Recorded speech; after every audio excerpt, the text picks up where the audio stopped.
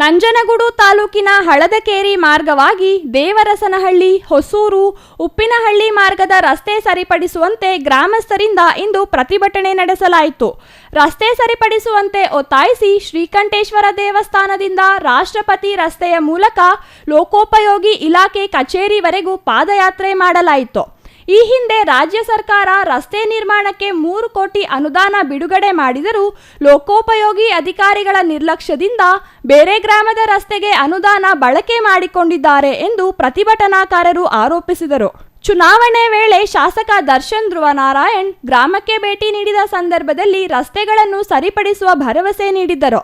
ಶಾಸಕರಾಗಿ 1 ವರ್ಷ ಕಳೆದರೂ 8 ತಿಂಗಳ ಮಾಜಿ ಶಾಸಕರ ಜೊತೆ ಸೇರಿ ಮಂದಗತಿಯಾದ ಶಾಸಕರಾಗಿದ್ದಾರೆ. ರಸ್ತೆಗಳು ಗುಂಡಿಗಳಿಂದ ಕೂಡಿದ್ದು ಸಾಕಷ್ಟು ಅನಾಹುತ ಸಂಭವಿಸುತ್ತಿದೆ.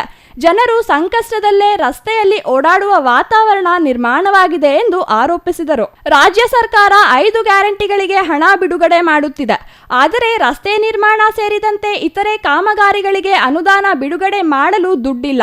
ಶಾಸಕ ದರ್ಶನ್ ಧ್ರುವನಾರಾಯಣ್ ನಂಜನಗೂಡಿನ ಅಭಿವೃದ್ಧಿ ಮಾಡುವ ನಿಟ್ಟಿನಲ್ಲಿ ಕಾರ್ಯಪ್ರವೃತ್ತರಾಗಬೇಕು. ಹಳ್ಳಿಗಳ ರಸ್ತೆಗಳನ್ನು ಅಭಿವೃದ್ಧಿ ಮಾಡಬೇಕು. ಸರ್ಕಾರದಲ್ಲಿ ರಸ್ತೆ ಸರಿಪಡಿಸಲು ದುಡ್ಡಿಲ್ಲ ಎಂದರೆ ಹಣ ದೇಣಿಗೆ ಮೂಲಕ ಸಂಗ್ರಹಿಸಿ ಕಳುಹಿಸುವುದಾಗಿ ಪ್ರತಿಭಟನಾಕಾರರು ಹೇಳಿದರು. ಇನ್ನಾದರೂ ಶಾಸಕ ದರ್ಶನ್ ಧ್ರುವನಾರಾಯಣ್ 8 ತಿಂಗಳ ಮಾಜಿ ಶಾಸಕರ ಸಹವಾಸದಿಂದ ಹೊರಬರುವಂತೆ ಪ್ರತಿಭಟನಾಕಾರರು ಆಗ್ರಹಿಸಿದರು.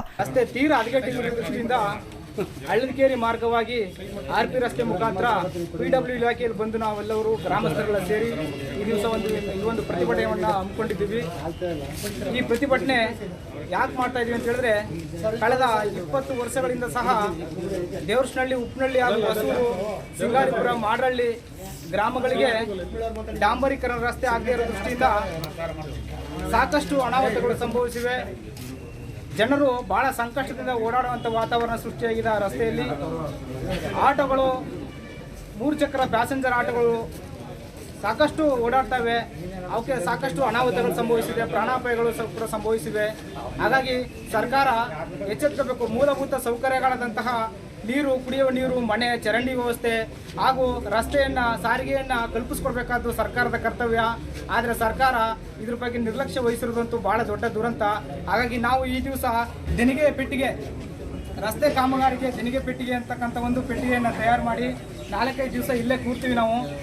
ಈ ಒಂದು ದೇಣಿಗೆ ಪೆಟ್ಟಿಗೆಗೆ ಸಾರ್ವಜನಿಕರ ಹಣವನ್ನು ಎಲ್ಲರೂ ಸಹ ಹಾಕಿ, ಸಾಕಷ್ಟು ಗುಂಡಿಗಳು ಇರೋದ್ರಿಂದ ಗುಂಡಿಗಳು ಮುಚ್ಚಿ ನಾವಾದರೂ ರಸ್ತೆನ ರಿಪೇರಿ ಮಾಡ್ಕೊತಾ ಇದ್ದೀವಿ. ಯಾಕೆಂದರೆ ಸರ್ಕಾರದಲ್ಲಿ ದುಡ್ಡಿಲ್ಲ. 5 ಗ್ಯಾರಂಟಿಗಳಿಗೆ ಹಣವನ್ನೇ ಬಿಡುಗಡೆ ಮಾಡಿ SC/ST ಹಣವನ್ನು ಖರ್ಚು ಮಾಡಿದ್ದಾರೆ. ಗ್ಯಾರಂಟಿ ಯೋಜನೆಗಳಿಗೆ ಇನ್ನಿತರ ದುಡ್ಡು ಸಹ, ಎಲ್ಲ ದುಡ್ಡುಗಳನ್ನು ಸಹ ಗ್ಯಾರಂಟಿ ಯೋಜನೆಗಳಿಗೆ ಹಾಕಿ BJP ಸರ್ಕಾರದವರು ಕೊರೋನಾ ಟೈಮಲ್ಲಿ ಒಂದಷ್ಟು ದುಡ್ಡು ಮಾಡಿದ್ರು. ಈ ಯೋಜನೆಗಳ ಮುಖಾಂತರವಾಗಿ ಕಾಂಗ್ರೆಸ್ ಸರ್ಕಾರ ಒಂದಷ್ಟು ದುಡ್ಡು ಮಾಡ್ತಾ ಇದೆ. ಈ MLA ಒಂದ್ಸಲ ಗೆದ್ದ ನಂತರ 5 ವರ್ಷಕ್ಕೆ ಯಾವ ಥರ ಗೆಲ್ಲಬೇಕು ಅನ್ನೋ ಪ್ಲಾನ್ ಹಾಕತಾನೆ ಹೊರತು ಯಾವುದೇ ಥರ ಸಹ ಅಭಿವೃದ್ಧಿ ಕೆಲಸಗಳನ್ನ ಮಾಡೋದ್ರಲ್ಲಿ ಫೇಲ್ ಆಗಿದ್ದಾರೆ. ನಂತರ ಶಿರಸ್ತೆದಾರರಿಗೆ ಪ್ರತಿಭಟನಾಕಾರರು ಮನವಿ ಸಲ್ಲಿಸಿದರು.